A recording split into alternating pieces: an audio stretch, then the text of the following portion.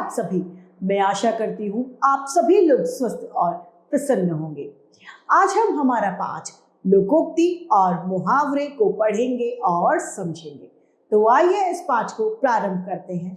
यह है हमारा पाठ 15 लोकोक्ति एवं मुहावरे। मुहावरे किसे कहते हैं?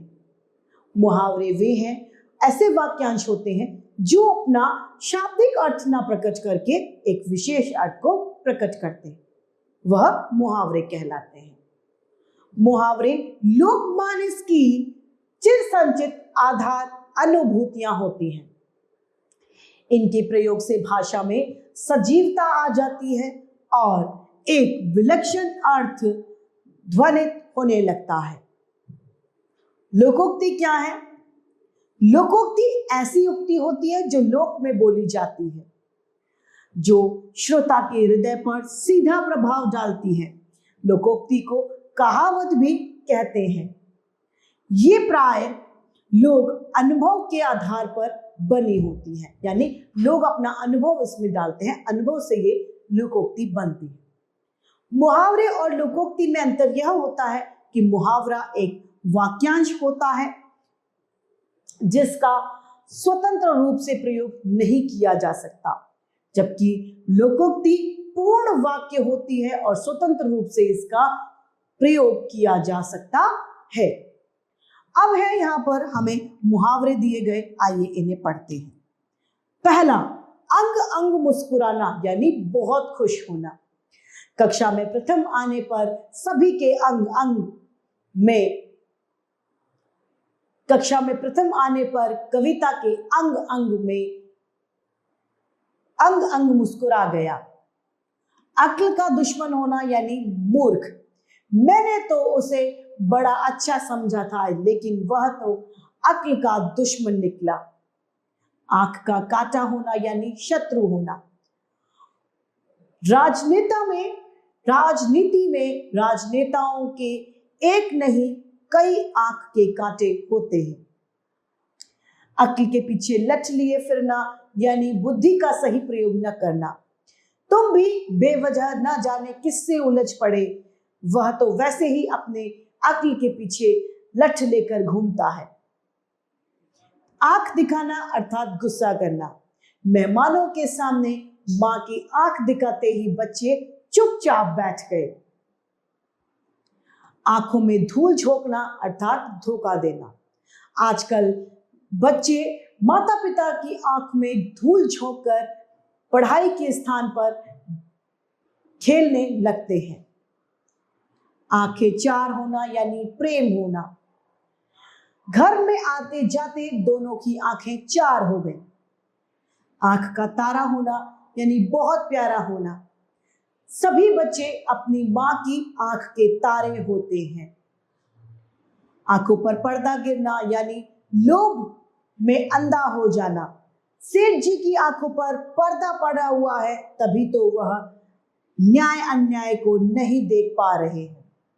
कलेजा ठंडा होना यानी मन में शांति पड़ना। आज पुलिस द्वारा न्याय की बात देखकर मेरा कलेजा ठंडा हो गया।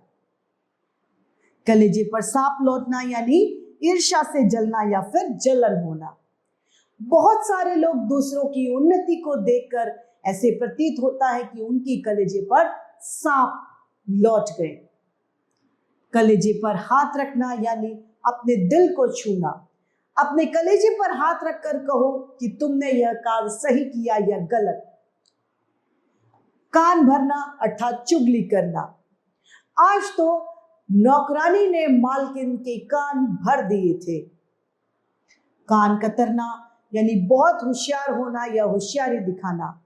आजकल सभी एक दूसरे के कान कतरने में लगे हुए हैं। गर्दन झुकना अर्थात लज्जित होना।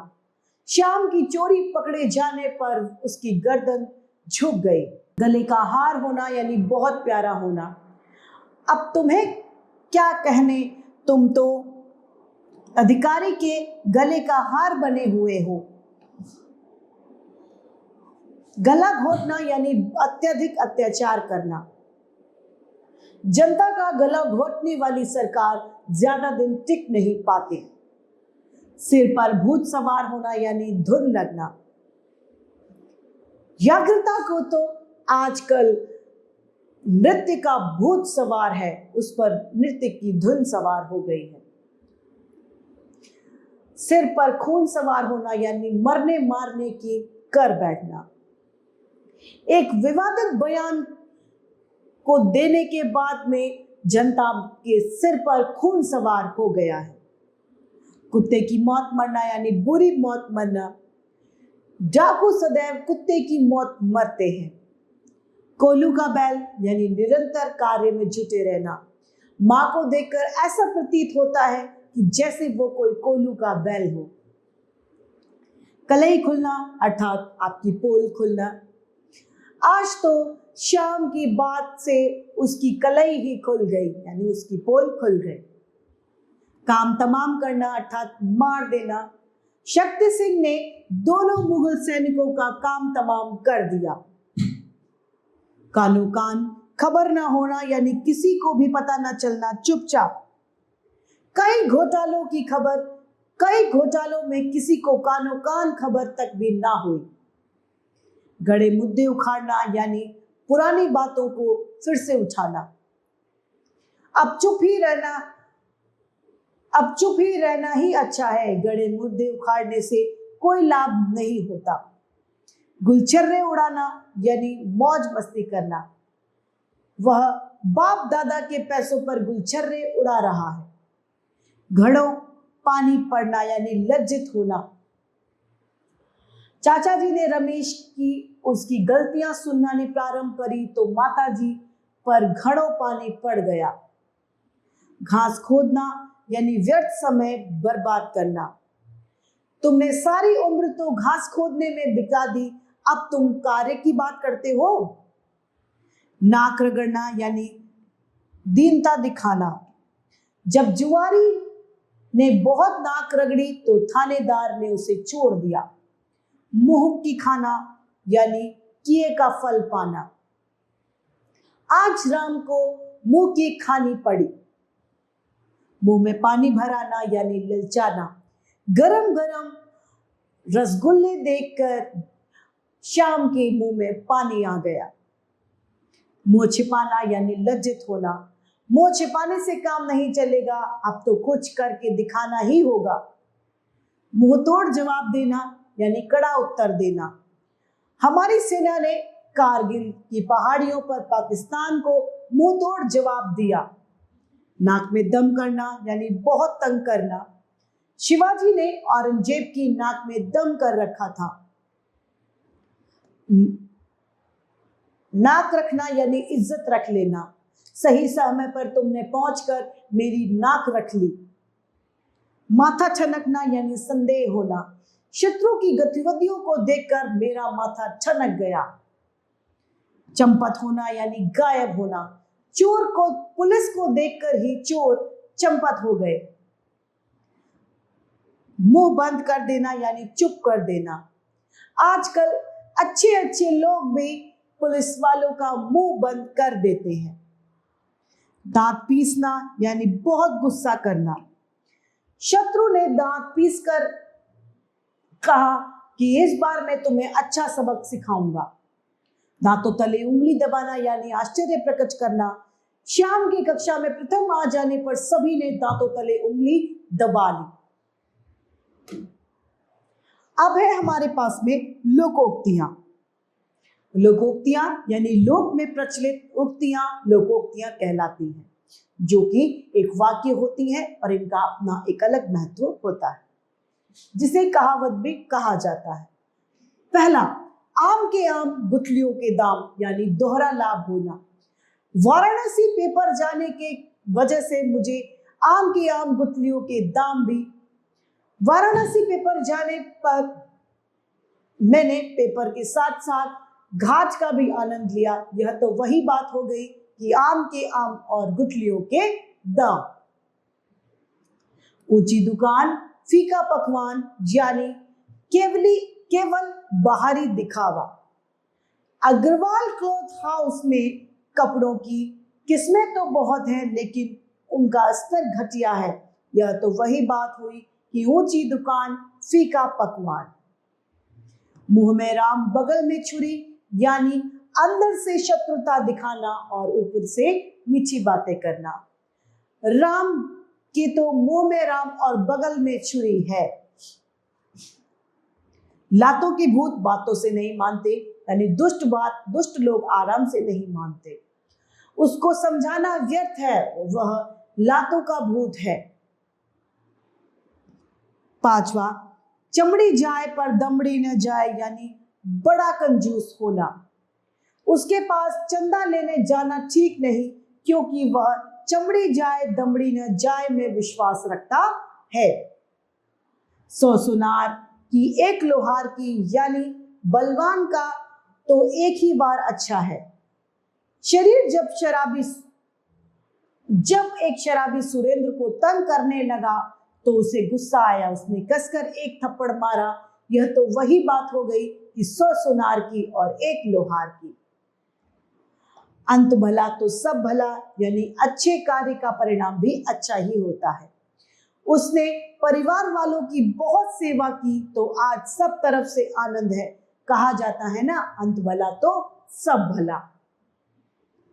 सांप भी मर जाए और लाठी भी ना टूटे, यानी नुकसान भी ना हो और काम बन जाए। उसको समझाना बुझाकर अपना काम निकलवाना ही ठीक है, ताकि हम सांप भी मर जाए और लाठी भी ना टूटे। दूध का दूध और पानी का पानी होना, यानी सच्चाई सामने आना। नेताजी जब पकड़े गए तो दूध का दूध और पानी का पानी हो गया। दूर के ढोल सुहावने, यानी दूर की चीज अच्छी लगती है। शहर में जाकर जब हमने वहां की परेशानियों को देखा तो महसूस किया कि दूर के ढोल सुहावने होते हैं। न रहेगा बांस, न बजेगी बांसुरी, जड़ से ही खत्म कर देना। बेल द्वारा बहुत ज्यादा कचरा होने पर मैंने बेल को जड़ से ही उखाड़ दिया, क्योंकि ना रहेगा बांस और ना बजेगी बांसुरी। घर का विधि लंका ढाए, यानी आपसी फूट ठीक नहीं होती। शक्ति सिंह जब अकबर से जीता तो अकबर को राणा की शक्ति का पता चल गया था। सच ही कहा जाता है कि घर का विधि लंका ढाए। अब पछताए होत क्या, जब चुड़ गया चुग गई खेत, यानी समय निकल जाने के बाद में कोई लाभ नहीं होता।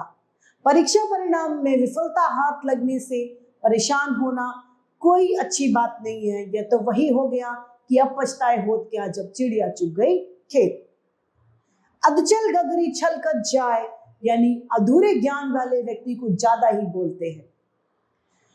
किसी का ज्ञान नहीं है, राम को किसी का ज्ञान नहीं है, पर वो बहुत बातें करता है। उसके लिए यह कहना ठीक है कि अधचल गगरी छलकत जाए। जिसकी लाठी उसकी भैंस, यानी ताकत की जीत होती है। ठाकुर की जीत इस बात को बताती है कि जिसकी लाठी उसकी भैंस। थोता छना बाजे घना, यानी बिना ताकत के उछलना।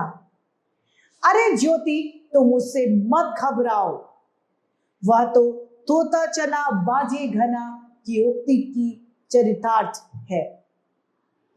17, नाच न जाने आंगन टेढ़ा, काम न आने पर बहाना बनाना। उसने गीत सुनाने के लिए कहा तो वह बोला, आज मेरा मूड ठीक नहीं है। यह तो वही बात हो गई कि नाच न जाने आंगन टेढ़ा। इस लोकोक्ति के साथ में हमारा ये पाठ समाप्त होता है। आइए इसके अभ्यास कार्य को हम देखते हैं। अभ्यास कार्य पहला, निम्नलिखित वाक्यों के लिए उचित मुहावरे उसके सामने लिखिए। क, गुस्सा करना, यानी आग बबूला होना। कड़ा उत्तर देना, यानी ईंट का जवाब पत्थर से देना। स्वार्थ के लिए खुशामद करना। रहस्य का प्रकट होना, यानी पोल खुलना। और स्वार्थ के लिए खुशामद करना, यानी तलवे चाटना। दूसरा, निम्नलिखित मुहावरों का अपनी भाषा में प्रयोग कीजिए। क, आंखों का कांटा यानी शत्रु होना, गले का हार बहुत प्रिय होना, कान भरना चुगली करना, कुत्ते की मौत मरना, बुरी मौत मरना। प्रश्न तीसरा, रिक्त स्थानों में निम्नलिखित भावों को व्यक्त करने वाली लोकोक्तियां उनके सामने लिखनी है। क, कम गुणों वाला व्यक्ति बहुत दिखावा करता है, नाच न जाने आंगन टेढ़ा।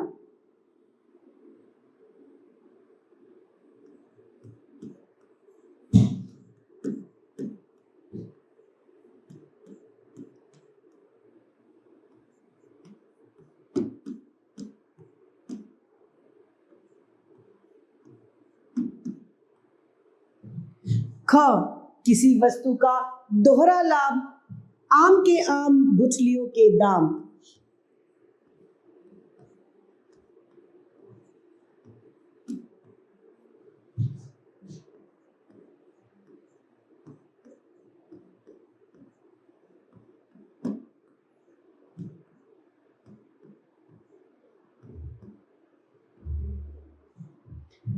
ग, आपसी फूट ठीक नहीं, घर का भेदी लंका ढाए।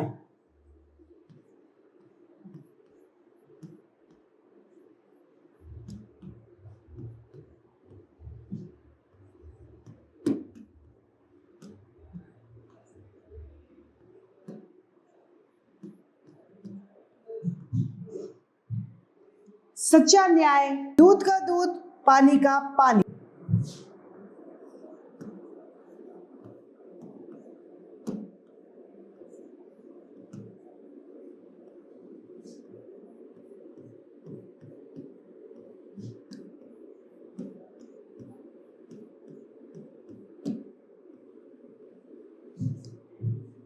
केवल ऊपरी दिखावा करना, मुंह में राम बगल में छुरी, ऊंची दुकान फीक के पकान।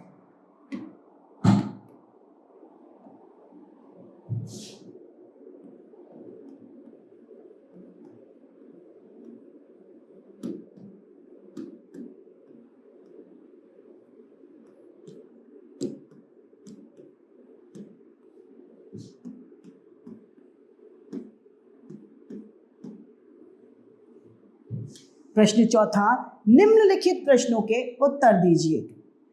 क, मुहावरे किसे कहते हैं? तो मुहावरे लोकमानस की चिरसंचित अधूर अनुभूतियां हैं जिनका प्रयोग भाषा में सजीवता ला देती है और एक विलक्षण अर्थ ध्वनित होती है, एक विलक्षण अर्थ निकलता है। मुहावरे एक वाक्यांश होते हैं, इनका स्वतंत्र प्रयोग नहीं किया जा सकता। प्रश्न ख, लोकोक्ति लोकप्रिय क्यों होती हैं? लोकोक्ति लोकप्रिय इसीलिए होती है क्योंकि एक तो ये जनता में बोली जाती है तथा अपने अनुभव के आधार पर कही जाती है, इसीलिए लोकप्रिय होती है। प्रश्न ग, लोकोक्ति और मुहावरे में क्या अंतर होता है? लोकोक्ति और मुहावरे में यह अंतर है कि मुहावरा एक वाक्यांश होता है, इसका स्वतंत्र रूप से प्रयोग नहीं किया जा सकता, जबकि लोकोक्ति एक पूर्ण वाक्य होता है और इसका स्वतंत्र रूप से प्रयोग किया जा सकता है। तो इस तरीके से हमारा ये पाठ मुहावरे और लोकोक्ति समाप्त होता है। मैं आशा करती हूँ आप सभी को यह पाठ भली भांति रूप से समझ में आया होगा। आज के लिए इतना ही, फिर मिलते हैं। धन्यवाद।